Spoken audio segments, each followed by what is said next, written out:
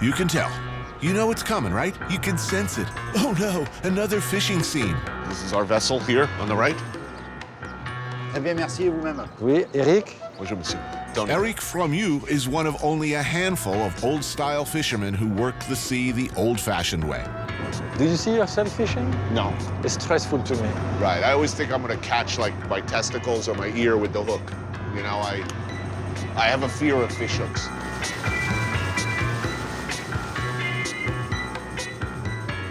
Yeah, he's catching denti. Yeah, he said it's the uh, best fish of the Mediterranean. I have no idea what he's talking about. Well, hopefully we'll see. Well, hopefully we'll test it. Well, he's supposed to deliver to Le Petit. Oh, that's right. Eric works exclusively for this man, Gérald Paseda, the extremely demanding chef-owner of Le Petit Nice, Marseille's only 3 Michelin star restaurant. I'm waiting for my fisherman, actually. It won't be long. It depends what the Mediterranean Sea will offer to us. So it's a long liner, Tony. And how long is the line?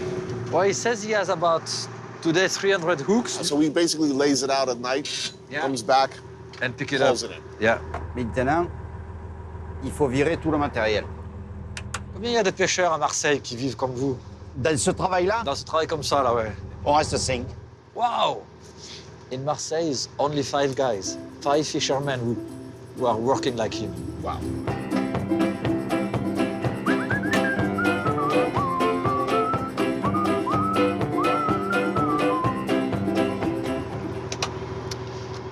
You know, he has 300 hooks.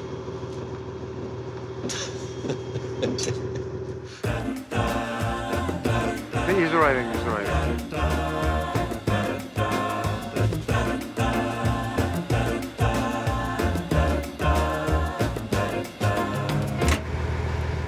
This must be the 12th fishing scene. No, I must have done 20 fishing scenes in my life, and I think I had one good day out of all of them. Other than that, it's been one humiliating goat rodeo after another. Ordinarily, our typical fishing scene actually would be rougher than this.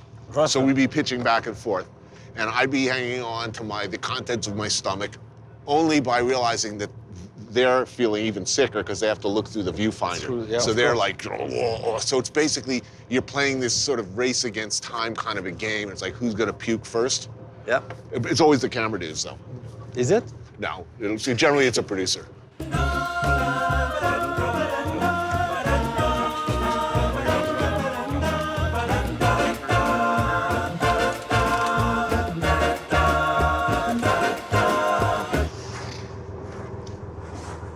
Les mauvaises journées, ça va arriver. Mais alors celle-là, je la marquerai d'une pierre blanche, je te le dis.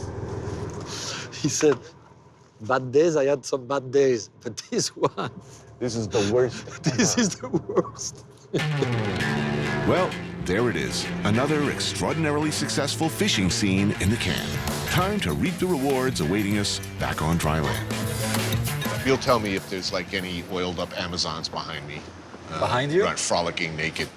Yeah. Right now, they're kind of like mature Amazons, but it will happen. Ah, here's the chef. Super. Anthony Bourdain. Nice to meet you. Nice to meet you. An honor, sir. Would you mind to have the bouillabaisse? We don't Is it mind. a good we want idea? it. Or I think it's a will you very change good- your mind? I don't know. No, that's a very good idea.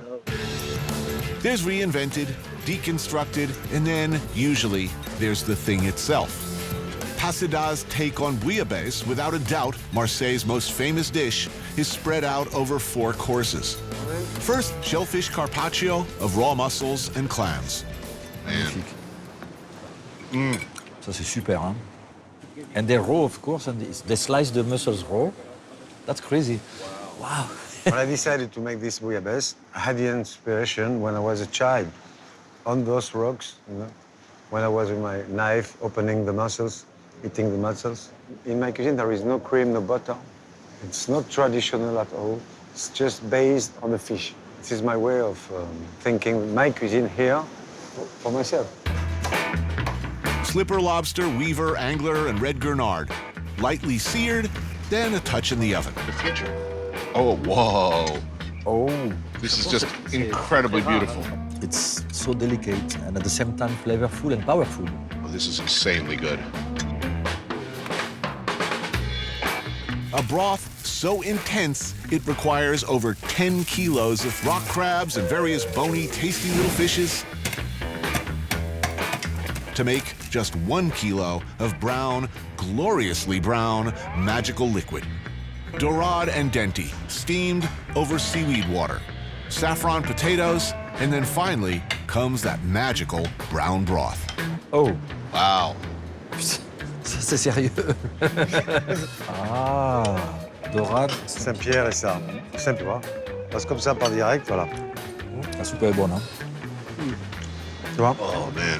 This is unbelievable, hein. Le test de... The entire fish you're eating, you know? And just when my brain threatens to short-circuit with pleasure, descending as if from heaven itself. Cheese. Oh, God, the cheese. You know what, I gotta tell you, I don't care how many naked breasts are on that beach right now, because that is much more exciting.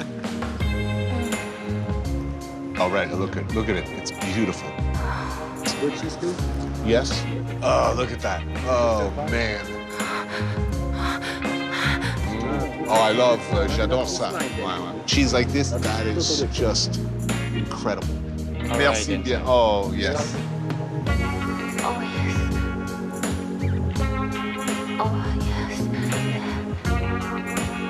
Oh.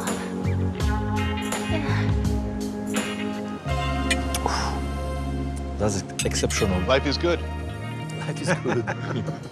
In Marseille. It is very good in Marseille.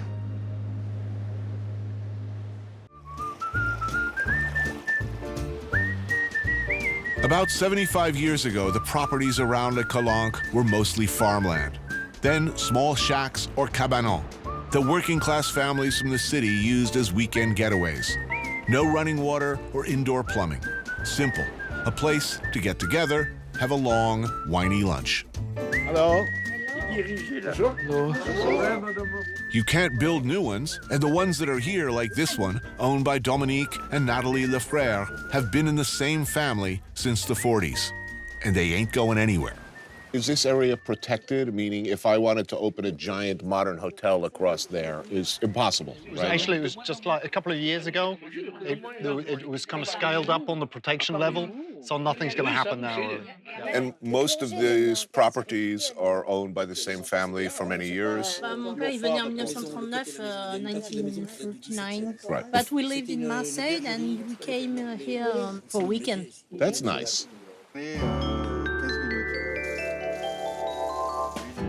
Lunch is being prepared by Andre Guidicelli, known around here as Dede.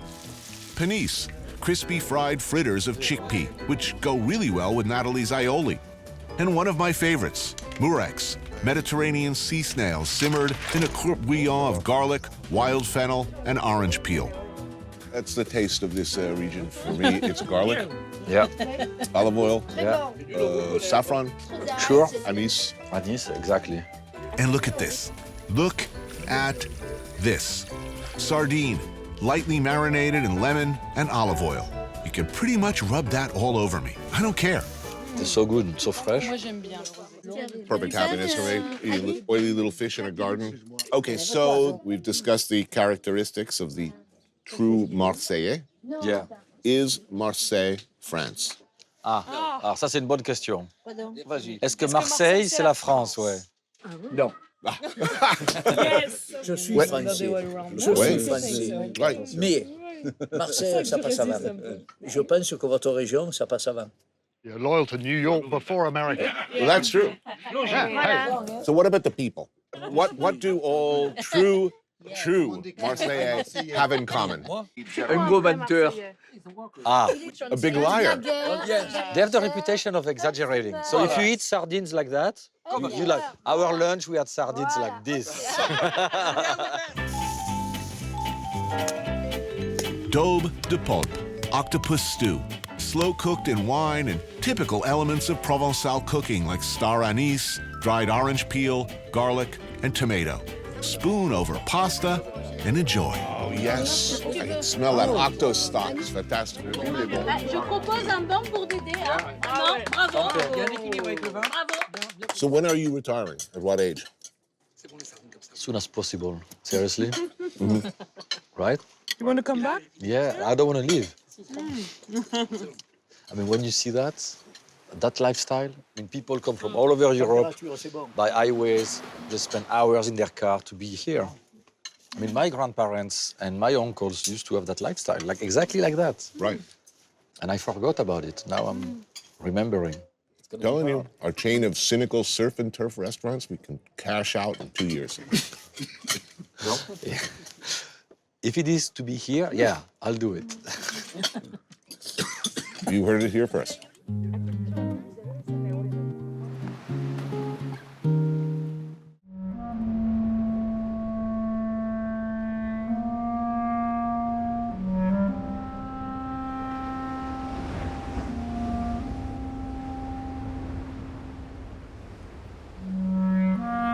The Basque Country is an autonomous region, a place, a culture, where the Basque language is spoken. Strictly speaking, it's an area straddling Spain and France at the western end of the Pyrenees. They've been speaking Basque here long before the first Roman arrived in 65 BC. It is a very old language. How old, like the question of how far back their history goes and where it begins, is not known. The best answer anyone can give you is long, long ago.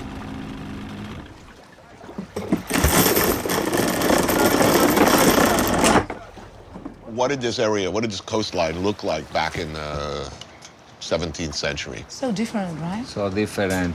There's more landscape now. The sea went farther into the land. Maybe some houses like 3 or 4 there, but the other one wasn't there. The church there wasn't there. That was a small church, maybe. In that mountain, houses watching to the sea was impossible. All the traditional houses were pointed inland. Yeah. Before the Industrial Revolution, with no heating systems at home, Right, the wind would come in. you and couldn't make it- afford watching into the sea because the wind and the humidity make Right, it impossible right, to right, maintain that kind of living. So every house that has windows to the sea, it means it's not so old. Edorta Jimenez and his daughter Irati are both acclaimed authors and proud Basque, and they know as much about their history as can be known. Sea barnacles, or percebes, are much loved here. Steamed briefly with a little salt. Simple, like much of Basque cooking. Ah, vale, vale, vale. It's delicious. It's very, very good. I love these. And thank you for coming. How long do you think the Basque people lived in this community? Or does anybody know? 25,000 years. 25,000. Yeah, we are living here. So you're talking like Cro-Magnon, Yes. all the way back. All the way back. And the language? From here?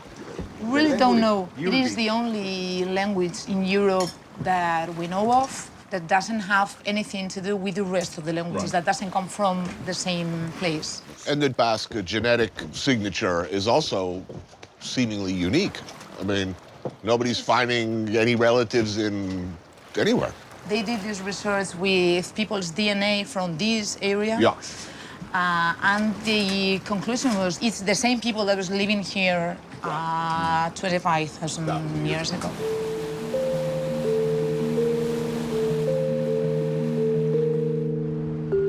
So do you believe that?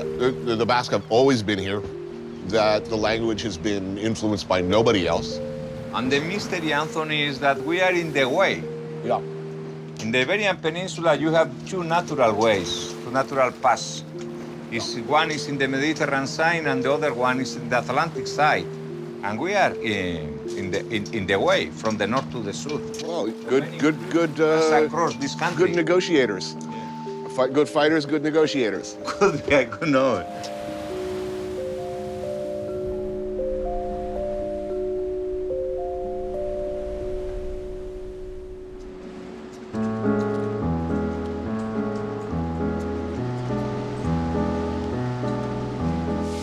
You could make the argument that there is no better place to eat in Europe than the city of San Sebastian.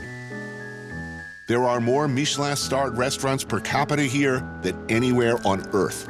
But even the everyday joints are superb. The love of food, the insistence on the very best ingredients is fundamental to the culture and to life here. And it's beautiful. Did I say that? It's a beautiful city. Es indudable también que yo soy vasco.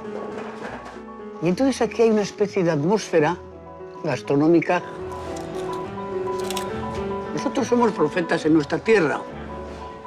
Y además la gente te habla de cocina, vayas a donde vayas. Todo lo solucionamos cocinando. Porque tenemos una especie de fanatismo hacia la cocina. Bueno, no sé. Yo creo que también es otra de las cosas por las cuales yo lo llevo tan adentro, tan en el corazón, ¿no? O en el alma. Pero sí es indudable que el ser vasco para mí es muy importante.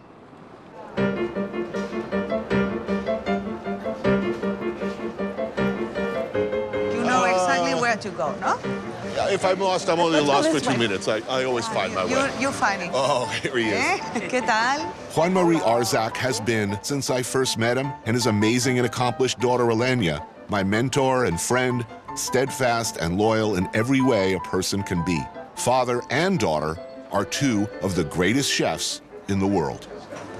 Bueno, ¿qué tal? Bien. You are happy?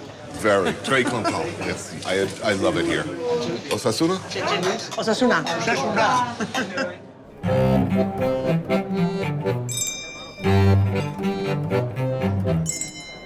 These are what you call pinchos around here, not tapas.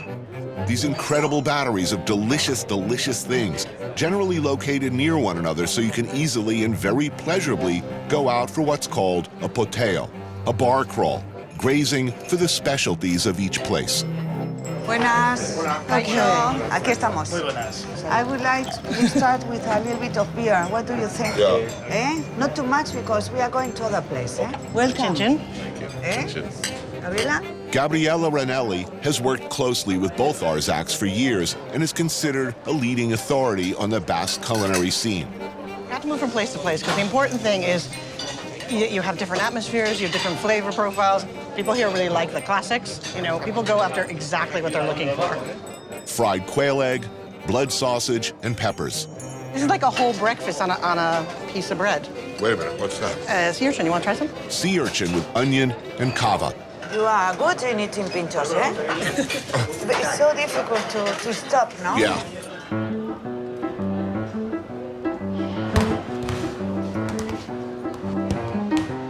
Walking anywhere in San Sebastian with Juan Marie Arzak is like walking through Chicago with Michael Jordan or Washington, D.C. with George Washington. He's the godfather, universally beloved and respected.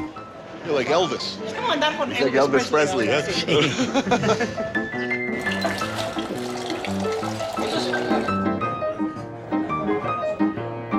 Why do the Basque, unique among their neighbors, obsessively insist on such high-quality ingredients for everything? Siempre las temporadas, las sesiones, o sea, siempre el producto de aquí. People have a passion for food here. Why here? No se sabe. I don't know. It's always been this way. Until about 80 years ago, there wasn't a lot of this stuff written down. No había libros escritos en euskera ni nada. Todo era de voz a oído.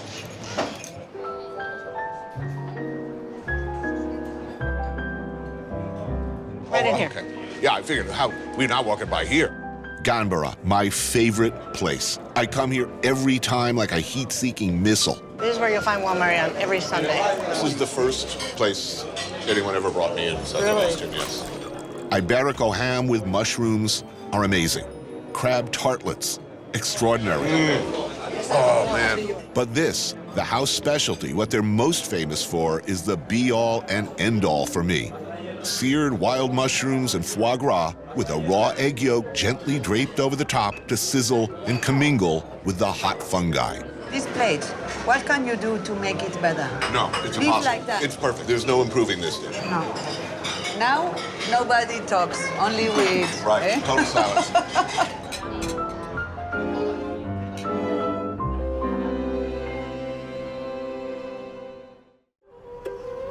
This place is the famous El Cano in the seaside village of Guetaria, a place known and loved by chefs all over the world for what they call their Paleolithic cooking, the straight-up application of fire and of very few ingredients to make, well, magic of a kind. Rock prawn. The head and body are cooked separately. The body is served nearly raw, what they call semi-ceviche, while the heads are grilled. Oh, that's nice. This is gonna be good. That's very nice. Squid served the Paleo way, grilled with an onion green pepper sauce. Wow, look at this. Excellent. Look at that, he puts the tentacles inside, nice. And cocochas, about as bone-deep, old-school, fundamentally Basque an ingredient or a passion as there is. The jowls are chins of hake, cooked pil-pil style in olive oil and swirled constantly to emulsify the oil with the fish's natural gelatin. What we like is the quality of the product. We like to have everything alive in our mouth. Oh, these are the cocochas? Yeah, but this is good food. Look at that. Yeah. So this is a good time to talk about cod, because the Basque are not getting to America or Newfoundland without salt fish, right? If you didn't have protein that lasted, you could not project, you could not explore, and you could not project military power. Absolutely. In the early times, something we know is that the Basques were the only ones drying the cod. Sea salt, we lack of it. And so we were forced to dry it. And dry cod, you could preserve it for years.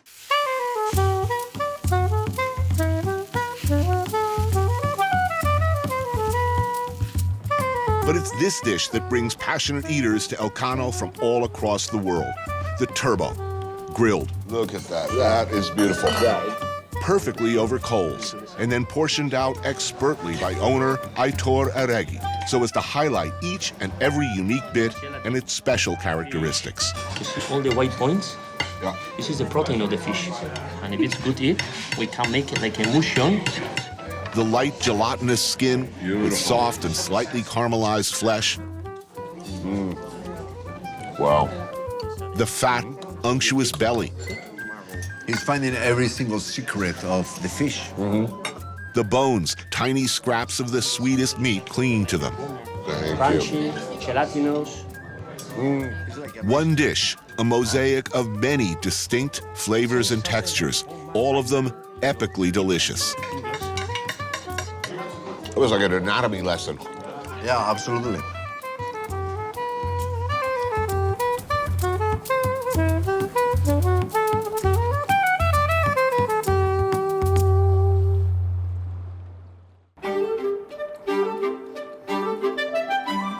Es que esta casa a mí me relaja. Y no solamente me relaja, sino es donde mejor estoy del mundo, en mi casa, que le llamo a esta mi casa, porque yo nací aquí. Yo soy la tercera generación de mi familia en esta casa, que la hizo mi abuelo. Y luego está mi hija, que es la cuarta generación. Y hay que darse cuenta que para mí estos muros son muy gordos, los de esta casa, muy gordos, muy gordos, muy gordos. Y además creo que los espíritus de la familia están ahí dentro y me transmiten tranquilidad, me transmiten estar bien, me transmiten, no sé, pues instintos. Yo me divierto muchísimo y para mí además la creatividad para mí es imprescindible para poder seguir adelante en mi vida, porque si tuviese que no tuviese el restaurante, no sé qué sería de mí. How old is the restaurant? Since 1897. 1897, starting with great-grandparents. I feel at home at this table. It is not my first time here by a long shot. I am among friends who feel now like family. Yo vivía aquí en una habitación que daba a un comedor, y que, bueno, pues aquí, porque mi madre hacía muchos pequeños banquetes, todo muy popular, ¿eh? Porque mi padre se murió cuando yo tenía 8 años. Y soy hijo único. Fui muy mimado por todas las camareras. Entonces yo primero hice, bueno, ayudaba a mi madre y luego ya pues hice un año de arquitectura en Madrid. Había un amigo allí que estaba en la escuela de hostelería. Y me dijo que era muy sencillo porque eran 3 años. Que los fines de semana podías ir a hacer extras de cocinero por ahí por el mundo, pues viendo. Empecé con Bocuse, Troagro, Chapelle. So how many years in the restaurant business? Ahora tienes 74, ¿no? 74, pues con 23 años ya me quedé aquí. Bueno, estuve con mi madre. Mi madre me dejó el restaurante en herencia porque era hijo único y además me dejó dinerito. Yo he tenido mucha suerte. In 1976, 12 Basque chefs, under the influence of the recently emerged Nouvelle Cuisine movement in France, formed what later became known as the Gang of 12, committing themselves to both modernizing and protecting the culinary traditions of their culture. Juan-Marie Arzak was at the forefront of that effort. His daughter, Elena, continues to honor both that commitment and that responsibility. The food is innovative, wildly creative, forward-thinking, but always, always Basque. Marinated prawns on lemongrass and mint with beetroot and crunchy krill. For us, it's the essence of the sea. Oh, man. Roast pigeon with mastic and potato. And this pigeon is really very tender, you will see. I love it. Hay dos cosas importantes en nuestra cocina. La materia prima, que siempre es local, y luego los ingredientes. Grilled hake jowls with teff seeds and fresh almonds, served in a bamboo leaf. La materia prima ya te digo que es de aquí, pero los ingredientes pueden ser de todo el mundo. Tienen que gustar a nuestra cultura. Grilled monkfish with a pecan paste and hieroglyphics of pumpkin and sweet pea. Was it always like this? I mean, his mother, his grandmother, was it always a menu that changed every day? What did you have to have on the menu? Por la cocina tradicional. Por ejemplo, ¿qué plato? Gambas de Huelva, luego merluza al horno, luego da solomillo o pollo. Porque lo bueno que tiene la cocina vasca, es que es muy general de gusto. White tuna with green melon and a jackfruit sauce. Yo tengo el paladar de la cocina de aquí. Con eso puedo hacer, pues no sé, puedo hacer todo lo moderno que quieras, creatividad, pero siempre con nuestro gusto.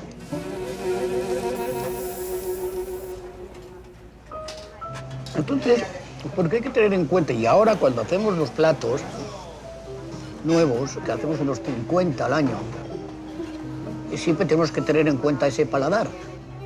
Squid with walnut ginger paste, psyllium sauce, and black tomato. So you ever going to take off the chef jacket?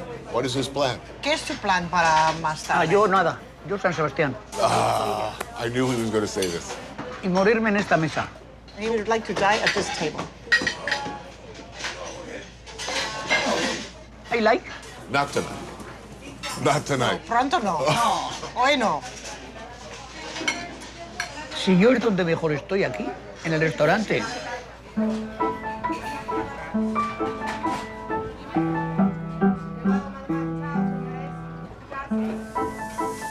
I first came here in, I think, 2001, 15 years ago. You know, my father died very young. But look, I'd like him to know that since the first time I came here, I feel like he's looked after me like a father. He's been a loyal and good friend and a supporter, and I want him to know I appreciate it. Quiere que sepas que desde 2001, cuando vino la primera vez, tú le has cuidado como un padre. Como si fuese su padre, yo. Como si yo fuese su padre. I mean, he's only 14 years older than me, but... Solo le llevas 14 años, pero... Not too much, eh? No, could be my older brother. El hermano mayor. Yes, this. Better. It's better. I am the big brother. Yes, big brother. No, and the father makes okay. But thank you Thank you. Venga. for everything.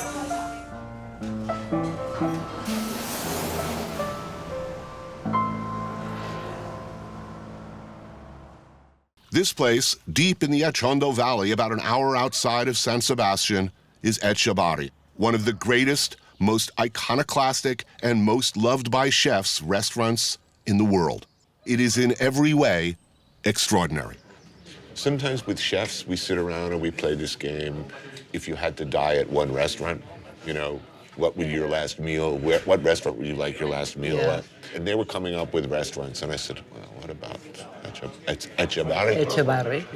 And they all changed their answer. They said, oh, no, you're right, that place. It's so perfect. My lunch companion is my old friend, Virginia Irizar. With her father, she runs the Escuela de Cocina Luis Irizar, her father being Luis Irizar, of the original group of 12, and the man who first showed me, well, everything in San Sebastian. Your dad's first job, I hear, was at the Maria Cristina. Is that true? He started there? 16 years old. His first duty was to keep the white wine ice cold for the chef. Otherwise, they were in trouble. It's understandable. So what did they do that was different? They did try to modernize Basque traditional food, make it less heavy, less greasy, that sort of thing. And this man, Victor Arganzones, is a legend. He is a master of what looks austere and simple, but is in fact, in an almost Japanese way, fetishistically perfectionist in his treatment of local ingredients.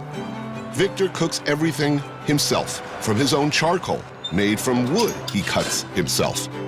Chorizo, which he makes from Iberian pork loin, served over a tiny little grill, still smoking and infusing it with scent and flavor. Well, it was... Oh, so good. Grilled razor clams. So good, so simple. Beluga caviar, however improbably it sounds, grilled and heaped over almond paste. Excuse me, I'm gonna have to take a picture of this. I want to make other people feel bad about what they're eating. Grilled gambas, perfectly cooked prawns. It's huge. Yeah. This is, wow.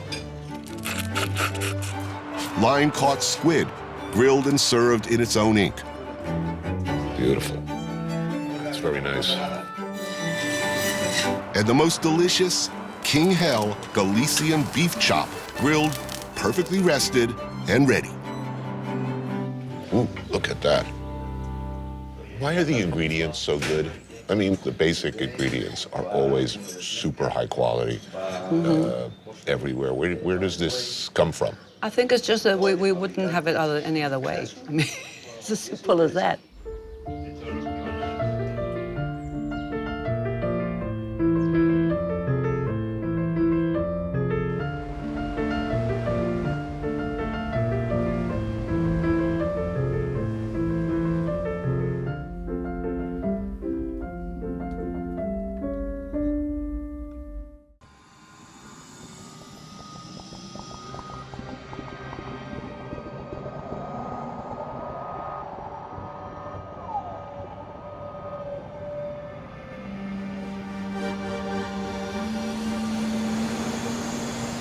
Seattle has always been a place where you can go to reinvent yourself.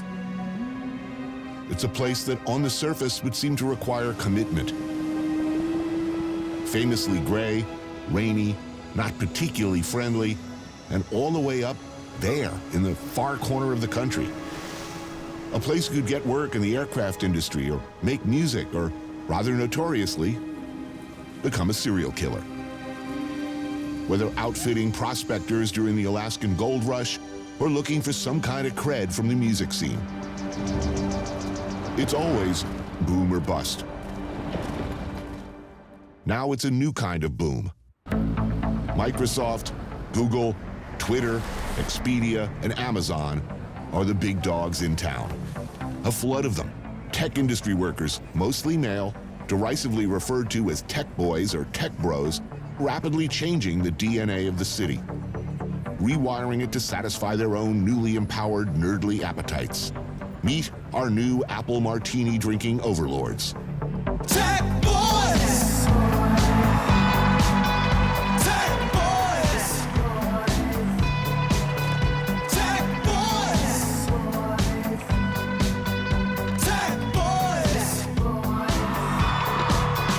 With your mustache and your paycheck and your blue badge and your lipstick, with your mouth full of the party line and your weekends working all the time, all the time, all the time, all the time. Fish and chips is the thing, right? That's the thing. Yeah. Astra, Elaine, and Dustin Patterson are members of the local band, The Gods Themselves. They wrote a song about the new kids in town. Pacific Inn Pub is a holdout, a place that has so far managed to resist the temptation to appease the invaders. For lunch, fish and chips. You know, bitter old fucks like me are, of course, going to complain anytime we hear about, you know, a lot of high-fiving white guys coming to town. And yet you've created this sort of iconic hate anthem. Can you tell the tech people from the non-tech people? Yeah, they have the badges. Neutral colored clothing. They're kind of easy to spot. They have a walk. They have a walk. Yeah. They're just all the same. There's nothing that really stands out about them. They're so dull.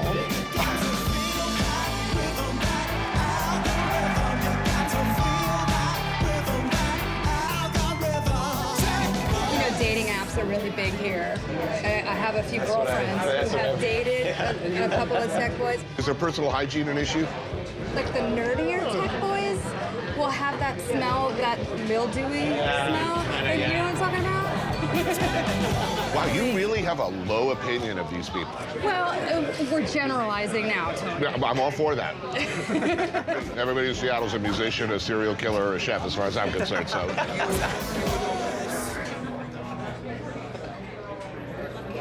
In a lot of ways, I mean, this was always a company town.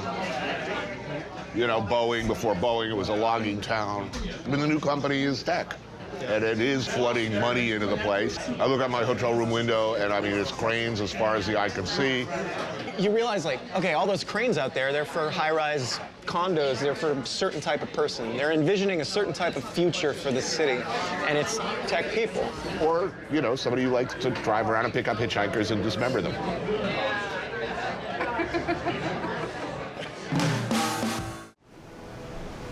Across the water from my hotel in the Puget Sound, just outside the city limits, the wilderness opens up, and it's beautiful. Lord of fire in the sky, getting level, neon devil, holy, holy in my mind, to abide and crucify with blue, blue sea. Far away.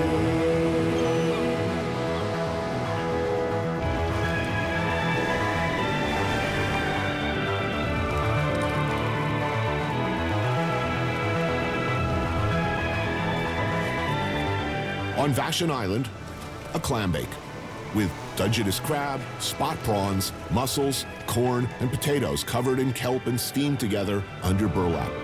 Old school.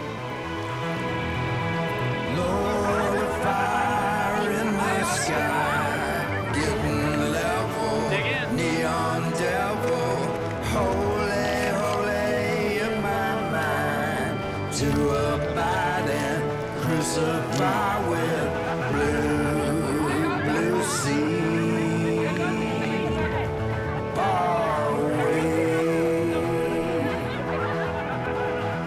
Chefs Grant Crilly and Chris Young worked with Nathan at Modernist Cuisine before breaking off to do their own thing, Chef Steps, a high-tech outfit dedicated to help people cook better with step-by-step video apps and interactive content.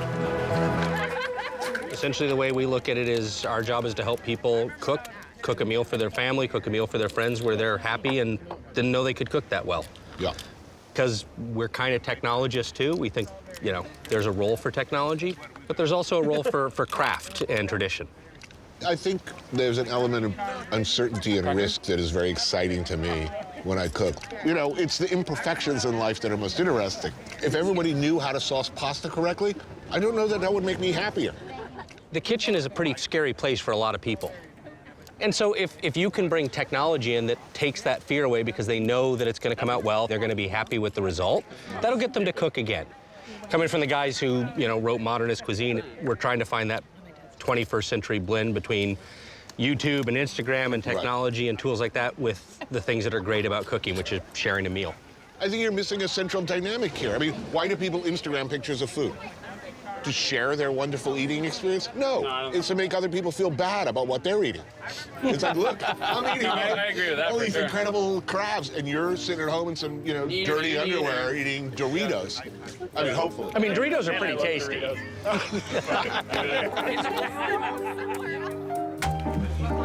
It is probably unfair to suggest that the Pacific Northwest and Seattle area have been home to a disproportionately large number of serial killers. But I'll do it anyway. Chuck Taylor oysters here. Wonderful, thank you. Anything else I can grab you, gentlemen? I'm good for now. Good for now? All right, enjoy. I'm gonna try a fat bastard. That sounds interesting. Fred Moody is a writer and bartender. Jack Wisner is a transit planner for King County Metro. And Knut Berger is a journalist and columnist for Seattle Weekly. Old school Seattle all. Taylor Shellfish Oyster Bar in Pioneer Square is old school too. The Taylor family has been farming more than 12,000 acres of tidelands in the Puget Sound, Willapa Bay, and the Hood Canal for over 5 generations, since 1890. With 3 restaurants in town, they know what they're doing. I can eat these whole, head, tail, bones, and all? Yes. Whole local smelt, flash fried and served with pepperoncini, sambal aioli. Local Dungeness crab, cooked and chilled with pickled ginger sauce. And oysters. Lots of oysters. Seattle has been, for a very long time, considered one of the more foodie, for lack of a better word, foodie cities. Yeah. And you ask me why, generally they say the sheer abundance of really good ingredients. Yeah, exactly. I mean, you've got the ocean there. You've got cattle country and orchard country just over the mountains. Yeah. To say one of the things that's changed in Seattle is there's not just the Pike Place market, but every neighborhood has a market. Has a green now. market.